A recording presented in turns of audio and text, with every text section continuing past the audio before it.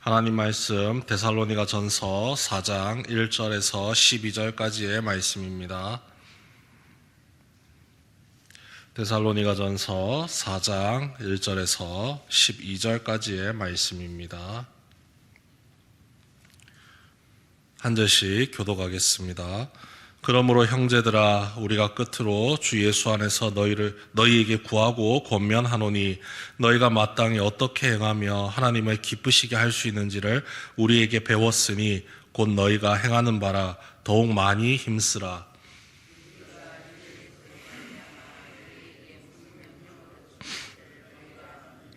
하나님의 뜻은 이것이니 너희의 거룩함이라 곧 음란을 버리고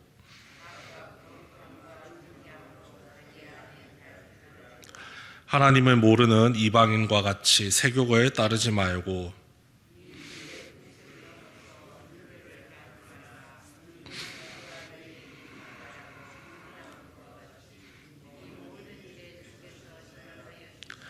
하나님이 우리를 부르심은 부정하게 하심이 아니요 거룩하게 하심이니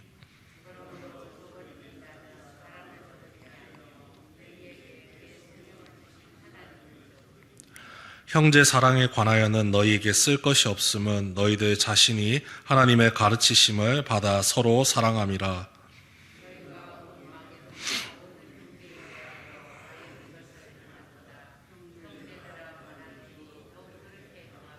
또 너희에게 명한 것 같이 조용히 자기 일을 하고 너희 손으로 일하기를 힘쓰라. 또한 아무 궁핍함이 없게 하려 함이라. 아멘. 데살로니가 교회는 사도 바울에게 있어서 굉장히 큰 자랑거리입니다. 하나님의 말씀이 아주 순조롭게 전파되었고 고난 중에서도 그 말씀을 자신의 삶으로 성도들이 잘 실천하기 때문입니다. 그래서 이들에 대해서 요구하는 사항이 그렇게 크지 않습니다.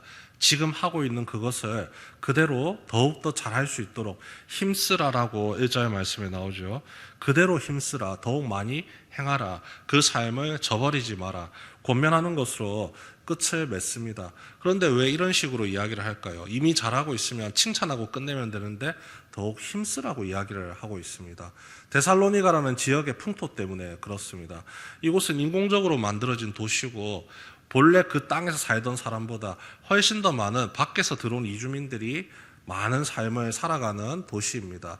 군인도 있고 장사꾼도 있고 일반인도 한데 뒤섞여 있습니다. 수많은 사람, 수많은 인종, 그들이 가지고 있는 다양한 문화, 그리고 신앙도 마찬가지입니다. 어떤 사람은 절에 가고 어떤 사람은 교회 가고 어떤 사람은 성당 가고 어떤 사람은 이슬람 사원 가고 그런 사람들이 한데 섞여서 지금 살아가고 있는 가운데 있습니다. 그렇기 때문에 그리스도를 믿는다는 이유 하나만으로 박해도 강력하게 있었던 곳입니다. 도무지 융화를 하기가 너무 힘든 곳인데 까딱 잘못했다가는 바깥에 있는 사람들이 예수 그리스도의 품으로 이끌어오는 것이 아니라 반대가 될 수 있다는 거죠. 예수 그리스도의 품 안에서 거룩함을 지키면서 살아갔던 그 성도들이 바깥의 유혹에 얼마든지 노출될 수 있다는 겁니다. 그렇기 때문에 날마다 힘써야 되는 것이죠. 매일 말씀을 묵상하고 하나님께 간절히 기도하고 성령님께 내 자신의 삶을 온전히 맡겨야지 그 믿음을 겨우겨우 꾸준하게 지켜나갈 수 있다는 겁니다. 하지만 염려하지 않는 이유는 이미 바울이 없음에도 불구하고 그 삶을 꾸준하게 지켜가고 있었기 때문에 힘쓰면 됩니다. 힘쓰면 됩니다. 권면하는 겁니다. 지금 아주 잘하고 있으니 그 삶을 계속해서 지켜가십시오. 그리고 그 지켜야 될 삶에 대해서 분명하게 가르쳐주고 있죠. 하나님을 기쁘시게 하는 삶입니다. 하나님을 기쁘시게 하는 삶 외에는 성도의 삶에 다른 것은 필요가 없습니다라고 분명하게 가르쳐주고 있습니다. 그럼 자연스럽게 질문이 나오는 거죠. 무엇을 하면 하나님께 기쁨이 됩니까? 바로 성도의 거룩함입니다. 하나님께서 우리에게 뜻을 주신 것은 우리가 거룩하게 살아가기 위해서 우리의 삶을 인도하고 계십니다. 지금 하고 있는 그 거룩함을 꾸준히 지켜가십시오. 그 거룩함에 대한 예시로서 4절과 5절 말씀을 이야기해 주죠. 제가 읽어드리겠습니다. 각각 거룩함과 존귀함으로 자기의 아내 대할 줄을 알고 하나님을 모르는 이방인과 같이 세욕을 따르지 말고, 하나의 예시로서 부부간의 관계성에 대해서 이야기를 했습니다. 자기의 아내 대할 줄을 알고 어떻게 대해야 하느냐, 하나님을 대하듯이 거룩하고 존귀함으로. 그럼 반대는 무엇이냐? 잘못 대하는 방법은 이겁니다. 하나님을 모르는 이방인과 같이 세욕을 따르지 말고. 세욕을 따른다는 것은요, 아내를 한 사람의 인격체로 본다는 것이 아닙니다. 관계자로서 보는 것이 아니라 그저 자신의 이런 욕망을 채우기 위한 도구로서 아내를 살핀다는 것이죠. 이방인들은 그런 삶을 자연스럽게 살아갔습니다. 당연하다고 여겼습니다. 당시에 세상을 지배했던 로마의 가치관이 이랬습니다. 아내와 자녀는 남편의 소유물에 불과한 겁니다. 재산에 불과한 것이고 남편의 필요를 채우기 위해 존재하는 부차적인 존재인 겁니다. 인격적으로 대할 수가 없는 것이죠. 그러한 삶을 살지 말라고 하는 겁니다. 이미 하나님으로부터 들은 바, 우리가 말씀을 배운 바, 아내는 나의 부족함을 채워주기 위해 하나님께서 만드신 귀한 동력자라는 사실을 분명하게 알려줬습니다. 그렇기 때문에 이방인들의 습성을 따라서 그 수많은 사람들이 아무리 자신의 권리를 주장하면서 아내를 함부로 대한다 할지라도 그리스도인인 당신들은 그렇게 하면 안 됩니다. 하나의 인격체로 대하십시오.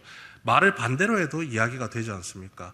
기가 센 아내들이요, 남편들이 연약하다고 해서 함부로 대하지 마십시오. 부모가 자식을 대할 때도 마찬가지인 겁니다.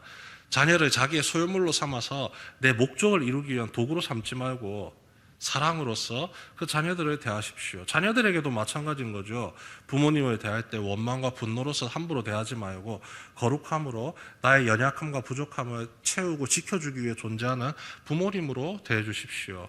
이웃을 대할 때도 마찬가지가 되는 겁니다. 아주 간단한 하나의 예시를 가지고 성도가 성도를 대할 때, 이웃이 이웃을 대할 때 어떻게 대해야 되는지를 분명하게 알려주는 거죠. 거룩함으로 대하는 겁니다. 세상이 대하는 것과 같이 흐름을 따라서 가는 것이 아니라 하나님께서 우리에게 알려주신 대로 믿음을 지키면서 상대를 한 사람의 인격체로서 사랑으로서 대하십시오. 이것 외에는 당신들이 하나님을 기쁘시게 할 수 있는 일이 딱히 특별하게 없습니다라고 분명하게 가르쳐 주고 있는 겁니다. 그만큼 이 세상의 풍토가, 사람을 함부로 대하는 풍토가 이 데살로니가 지역에 만연해 있었다는 것을 알려주는 것이죠. 그리고 아내를 함부로 대한다는 것은요, 자기밖에 생각 안 한다는 겁니다. 굉장히 이적인 생각이죠. 나를 위해서 존재하는 아내, 나를 위해서 존재하는 자녀, 나를 위해서 존재하는 남편, 나를 위해서 존재하는 이웃, 이 생각이 가득 차 있으면 하나님을 대할 때도 나를 위해서 존재하는 하나님, 이상하지요? 나를 위해서 존재하는 건 맞기는 맞는데 그 생각이 신앙의 영역까지 퍼져가서 나를 위하지 않으면 하나님은 존재할 필요가 없어로 발전될 수가 있다는 겁니다.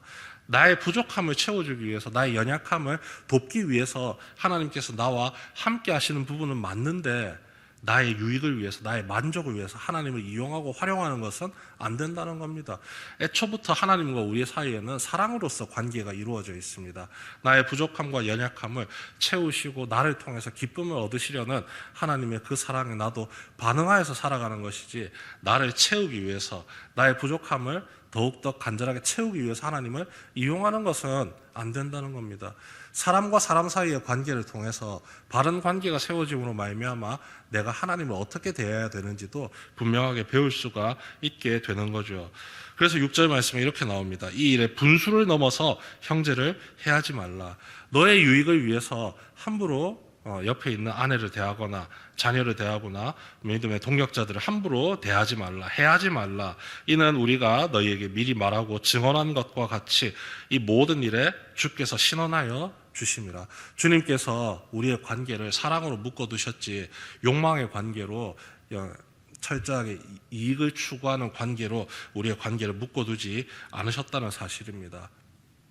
세상의 풍토를 따라가는 사람들이 아니라 하나님의 은혜를 따르는 사람으로서 믿음을 꾸준하게 지켜나가면 그것 외에는 하나님을 기쁘시게 하는 방법이 없으니 그 길만 잘 걸어가면 된다라고 이야기를 해주고 있죠. 그리고 데살로니가 교회 성도들의 삶이 하나님을 향한 굳건한 믿음을 지킬 수 있었던 이유 중에 하나가 있습니다.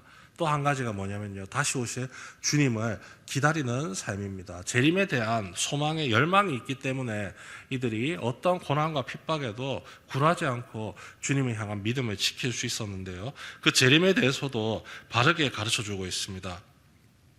11절과 12절 말씀인데요. 또 너희에게 명한 것 같이 조용히 자기 일을 하고 너희 손으로 일하기를 힘쓰라. 주님의 재림이 가까이 다가오면 사람들의 태도가 극과 극으로 갈리게 됩니다. 그런데 그 둘이 하나로 통하게 됩니다.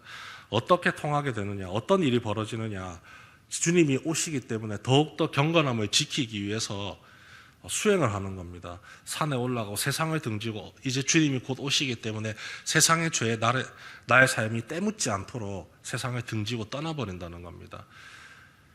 우리는 기도원이라고 표현을 하지만 카톨릭에서는 수도원이라고 표현을 하죠. 산에 들어가서 동굴에 들어가서 오직 기도와 말씀으로 자신을 경건하기 위해서 막 묵상하면서 지냅니다. 음식도 잘 안 먹습니다. 그리고 반대의 극도 있습니다. 이미 우리는 구원받은 하나님의 자녀이기 때문에 뭐 어떤 일을 하더라도 더 이상 이것이 죄가 되지 않는다는 착각 속에서 살아가는 쾌락주의자들의 모습입니다. 그 악영향이 이렇게 나타나는 거죠. 어차피 주님 오시기 때문에 이 세상에서의 일은 하나도 중요하지 않으니까 방종하면서 사는 겁니다. 일하지 않는 겁니다. 자신의 유익과 만족을 위해서 모든 것을 내려놓는 삶입니다. 이미 구원받았는데 지금 이 땅에서의 삶이 뭐가 중요합니까? 함부로 살아간다는 것이죠. 거기에 대해서 분명하게 경고를 하는 겁니다. 조용히 자기 일을 하고 주님이 오신 게 아니라 오실 것이다라고 이야기를 했을 뿐이고 언제 오실지 모르기 때문에 그냥 차분하게 기다리면서 자기 일 하면서 기다리는 겁니다. 먹고 살기 위해서 일도 열심히 하시고 본인을 위해서뿐만 아니라 가족을 위해서 자기 일을 최선을 다해서 살아가려고 하는 거죠. 단정히 행하고 아무 궁핍함이 없게 살아가야 됩니다라고 알려주고 있습니다. 주님이 오시는 것은 너무나 감사한 일인데 주님이 오실 것이기 때문에 세상에서의 나의 삶에 대해서 함부로 살아가지 마십시오. 함부로 결정하고 함부로 결단하고 게으르고 나태하게 자신을 방임하지 마시고 주님으로부터 말미암아 주님의 말씀으로 우리가 배운 것들을 그대로 실천하면서 사는 꾸준한 삶을 지켜 나가달라고 요청을 하고 있는 바울의 모습입니다. 하나님을 기쁘시게 하는 생활, 거룩함입니다. 그 거룩함에 대해서 사람과 사람을 어떻게 대해야 되는지 그 관계성에 대해서 알려주고 있고 또 하나님을 대하는 태도에 있어서도 주님이 곧 오실 것이니까 세상에서의 삶을 함부로 살아가야 되겠다. 아닙니다. 반대입니다. 주님이 곧 오시기 때문에 오히려 세상에서의 삶에 흠잡히지 않도록 거룩함을 지켜나가는 것, 수많은 사람들에게 본을 보이고 덕을 끼치며 사랑의 모습을 보여주는 것이 우리 그리스도인의 삶이라는 사실을 바울이 오늘 말씀을 통해서 우리에게 알려주고 있습니다. 오늘 하루를 살아가면서 여러분의 삶에서 주님께서 영광 받으시길 소망하면서 최선을 다해서 자신의 삶을 부지런하게 이루어 나가시길 바랍니다. 그리고 여러분들이 만나는 수많은 사람들과의 관계에 있어서도 하나님께서 나를 사랑하셨듯이 그들을 향한 사랑도 마음껏 베푸시고 함부로 대하지 마시고 하나님의 은혜 속에서 아름다운 관계를 이루어 나가서 나의 삶의 거룩함을 날마다 이루어감으로 주님께 기쁨을 내어 안겨다 드리는 하나님의 거룩한 믿음의 자녀 되시길 주님의 이름으로 축원합니다.